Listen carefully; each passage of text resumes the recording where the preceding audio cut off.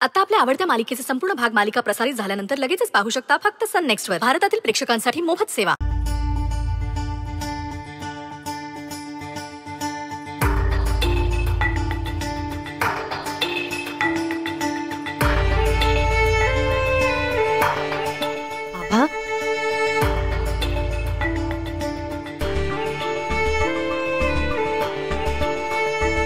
काय तू झोपली नाहीस? उशीर झालाय खूप.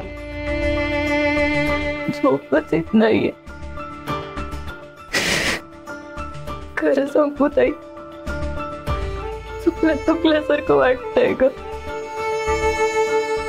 सतत आपल्या आजूबाजूला असणारा माणूस आता नसणार. मुळात ती व्यक्ती या जगातच नाहीये हे विचारायचं अस्वस्थ व्हायला होतं ग.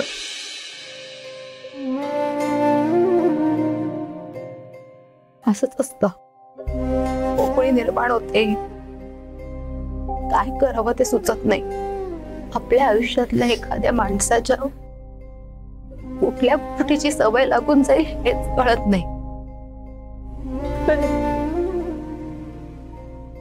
मला सवय लागली होती ग त्याची. मी त्यांना म्हणाले होते, तुम्ही माझी मैत्रीण नाही होऊ शकलात, पण बघता बघता आई सारख्या झाल्या करता.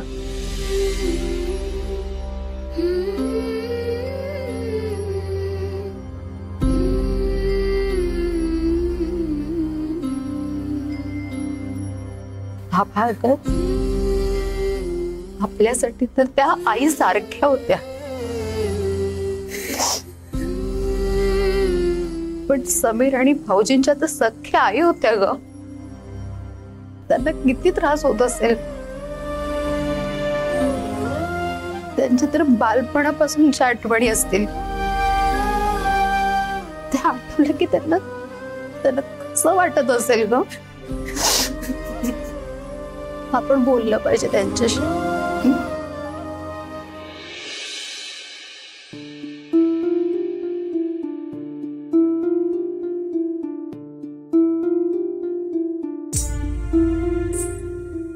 बाळा, माझी आठवण येते. कमाल वाटते मला तुझी. माझ्यासारख्या आईची आठवण येते तुला, जिने तुझा संसार नीट मांडू दिला नाही तुला, तुझ्या बायकोचा छळ केला, नवीन नवीन लग्न झालेलं असताना पण सुखाने संसार करू दिला नाही, तुमचा तुम्हाला वेळ दिला नाही. अशा आईची आठवण येते. पण मला उपरती झाल्यावर मी मनापासून बदलले. मनापासून बदलायचा प्रयत्न केला आणि बदलले मी. आधी काही चुका झाल्या असतील माझ्या हातनं तर माफ कर मला. आणि माझी शेवटची एक इच्छा पूर्ण कर. करशील का?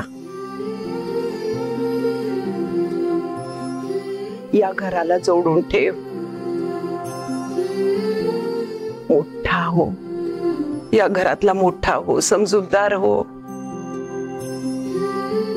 जी काही पाप झाली ना माझ्या हातनं, तुझ्या पुण्याने पुसून टाक.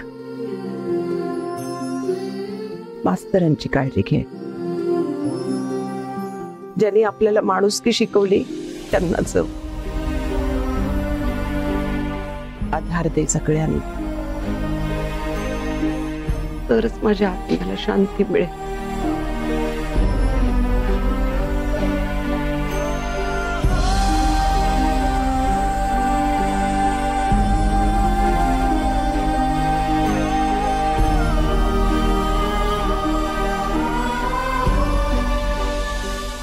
समीर,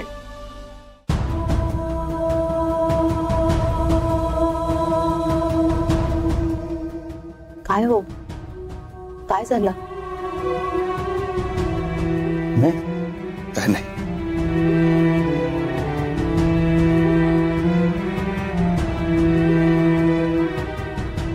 तुम्ही ठीक आहात ना? ठीक.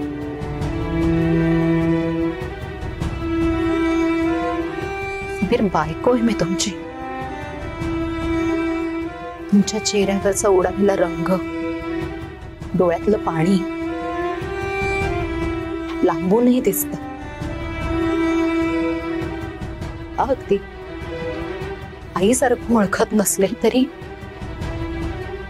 एवढं कळतं मला.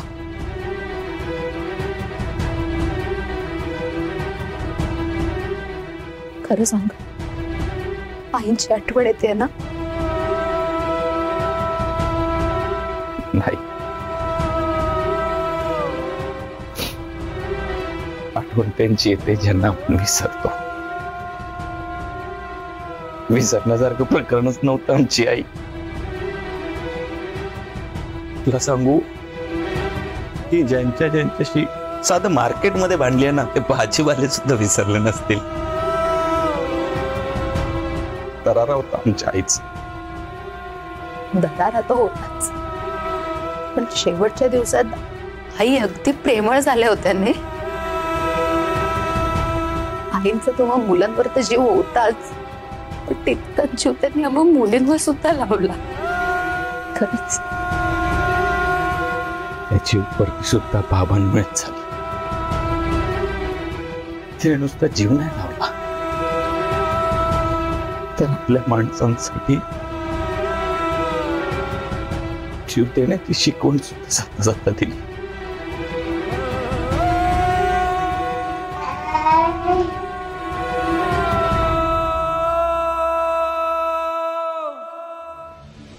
हा आजी बोलता.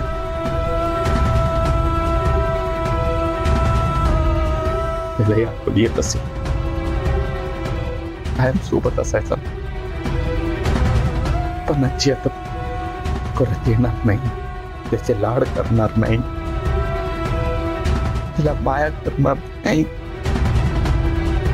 फरवणार नाही. हे कसं सांगायचं?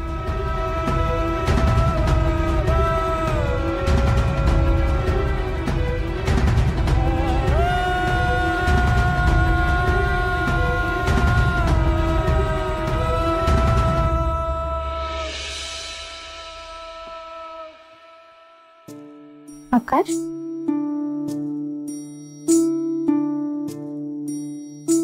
खूप रडवलं आईने मला. ती लहानपणापासून, आणि मलाच नाही, हा बऱ्याच जणांना. लहानपणी इतका मार खाल्लाय तिच्या हातचा, इतका मार खाल्लाय ना. मग मी रुसून बसायचो तिच्यावर, जेवायचो नाही, भुकेलेलं असायचो. यायची तिला आमची, मग माहेने जवळ घ्यायची, भरवायची, आणि त्यात पण थोडीशी दमदाटी करायची.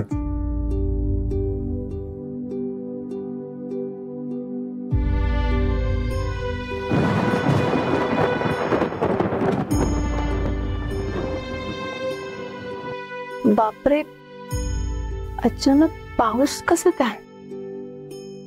पाऊस नाहीये, आईवर पोचली असेल. काही काय बोलतोस? अरे खोटं बोलतोय का? आई आहे ती, जी सहजासहजी शांत बसणाऱ्यातली थोडीच आहे. तिथे वर जाऊन पण सगळ्यांना सळो की पळो करून सोडते की नाही बघ. सांगतो, ब्रह्मांडातले जेवढे पण राक्षस आहेत ना, त्यांना नाही वटणीवर आणला तर नाव अशाला तर नाही सांगणार ते. सगळ्या राक्षसांना असं देव करून सोडेल आता. आपल्या आई होत्याच तशा, हिमतीच्या. मनात आलं ना की सरळ सरळ ते करून मोकळ्या व्हायच्या.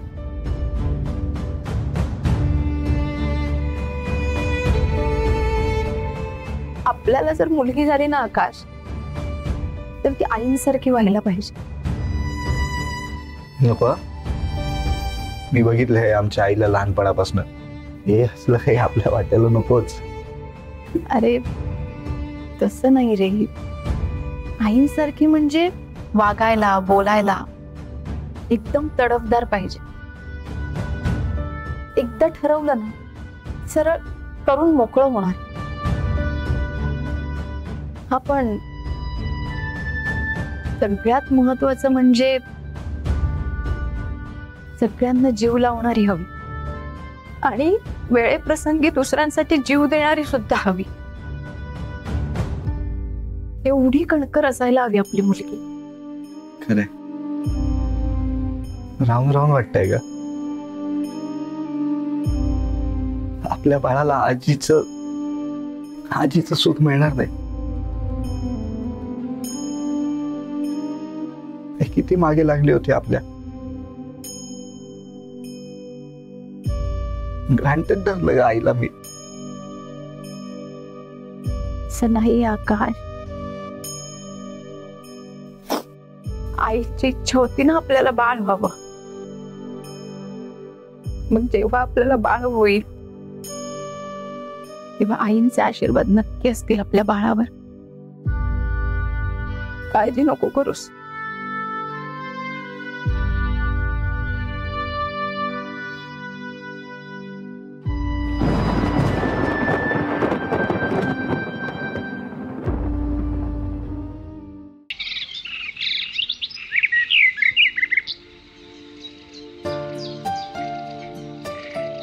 वाण्यासोबत कधी येणार आहेत ती लोक?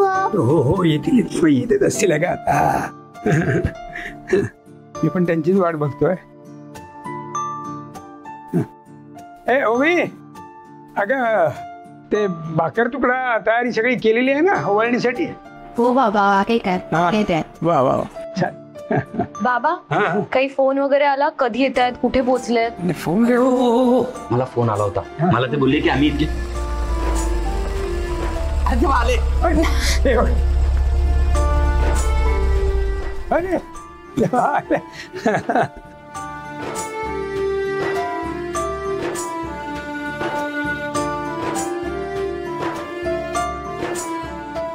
हो घरी आलो आपण.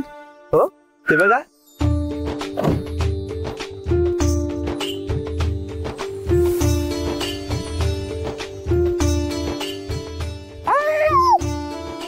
चला चला या. अरे हा थांबा थांबा. थांबा.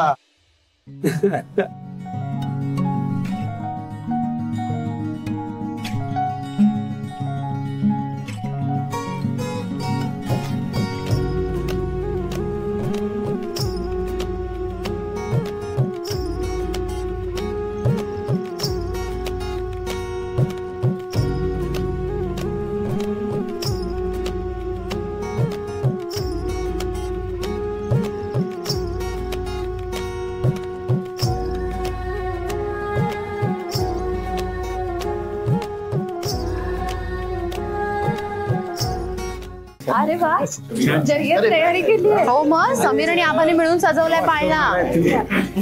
काय म्हणते तुमची ट्रिप छान. बसा बसा. अरे बापरे. घरी आलो. कुठे बस अजिंक्य बस. बरं दादा हे छान मस्त जमलंय तुला. हो खरंच खूप सुंदर. बरं प्रवास कसा झाला की तुमचा? व्यवस्थित. कमी कशा पेऊ? आपली चकुली लहान आहे की नाही? इथे बसायचं आणि लांबूनच बघायचं. कसली क्यूट आहे. तिचे डोळे तर सेम ग्लॅनी सारखेच दिसतायत.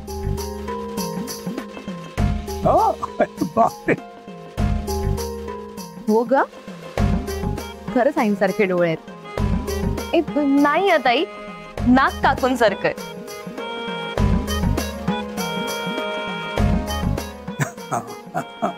ताई मला तर सारखं राऊंड राऊंड वाटतंय. पूर्ण चेहऱ्याची ठेवण आईंसारखी यायची.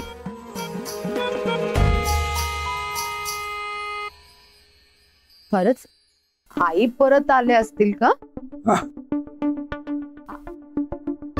दादा खरंच आई आली आहे वाटतं परत.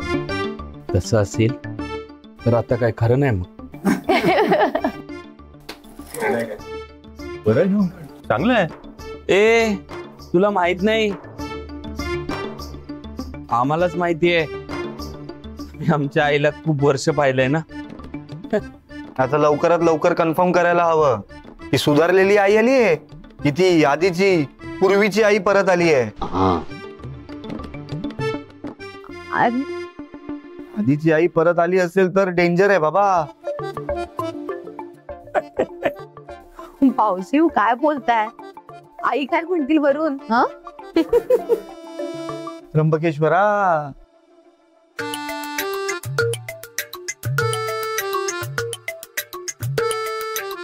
नाही नाही नाही नाही, पण त्यावरनं बघत असतील तर असंच म्हणतील की माझी मुलं छान आनंदात आहेत, हसतायत, खुश असतील त्या. असेच कायम काय अगदी आनंदी आणि समाधानी राहा सगळ्यांनी.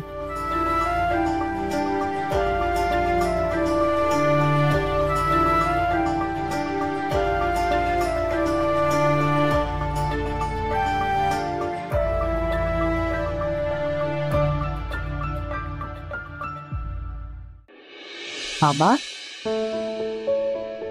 काय नाही ग, गंमतच असते बघ. म्हणजे कायम दुःखाच्या अतिरेकाने माणसाला हसू येतं की नाही, तसंच अति आनंदाने रडू येतं माणसाला कधी कधी. तसंच झालं माझं काहीच. हो सांगतो अजिंक्यराव, एक काळ होता, त्या 5 मुली होत्या या घरामध्ये आणि माझी अनुपमा त्या अर्ध्यावर टाकून आम्हाला सोडून गेली. पण तेव्हापासून कायम एका भीतीच्या सावटाखाली मी माझं सगळं आयुष्य काढलं. मला काही होणार तर नाही ना, माझ्या या पोरी पोरक्या तर होणार नाहीत ना, म्हणून कायम कायम एखाद्या भित्र्या सशासारखा देवाकडे प्रार्थना करायचो की देवा माझ्या पदरामध्ये तू काही टाक, काही टाक, अगदी कितीही दुःख टाक, संकट टाक, अडचणी टाक, पण मग त्या पुरी करत्या होईपर्यंत मरण देऊ नको शकते बाबा, कारण त्याच्या जबाबदारी आहेत माझ्यावर. आज आज जुवापार जपलेल्या माझ्या वेलींवरती छान छान गोड गोंडस फुलं फुललेली आहे. आणि नशिबान आहे मी, खरंच नशीब आहे माझं की आज या फुललेल्या फुलांना मी छान असा ओंजारू गोंजारू शकतोय. त्यांच्या झबल्या टोपल्यांचा दरवळणारा श्वास अनुभवू शकतोय. खरंच नशिबान आहे. म्हणजे माझ्या जबाबदाऱ्यांच्या जाणीवेमुळे कायम मरणाची भीती बाळगणारा हा बाप आज आता माझ्या लाडू बर्फी शमिकाचा आणि या छकुलीचा आजोबा झालोय.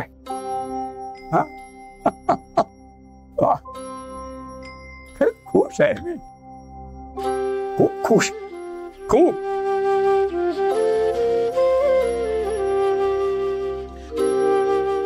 आज ना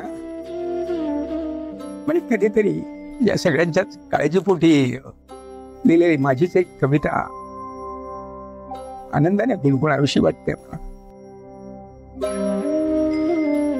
देवा. हो हो बोला.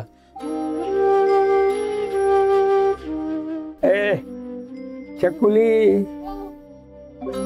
चकुली तू पण ऐक, हा ऐकतेस का? घेतला पहिला श्वास माऊलीच्या पोटी, ओघळती गोड बोबडे बोल चिमुकल्या ओठी, लडखडते पाऊल गोड बोबडे ते बोल, साऱ्या लिलांचे कौतुक बालपणी झालं, पुढे वैराण जीवनी होता मनाची काहली, संसारी लाभली सखीची सावली. आता उतरती येऊन हे घडी घटका विसावा.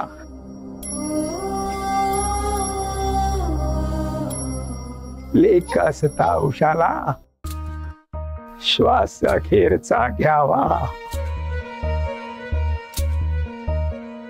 ऊन ढळता ढळता आली ही सांज वेळ. अंगणात रंगलेला माझ्या बाहुल्यांचा खेळ. खेळ चालला चालला रमल्या कशा बाहुल्या. दिसवावळायाला तशा लांबल्या सावल्या. उड आभाळी पाखरा उड घरटा बाहेर. आहे सदा तुझसाठी तुझ हक्काचं माहेर. पाणावले डोळे अनगुंतलेला प्राण. एक उंबराची वेस मागतेच कन्यादान. मागतेच कन्या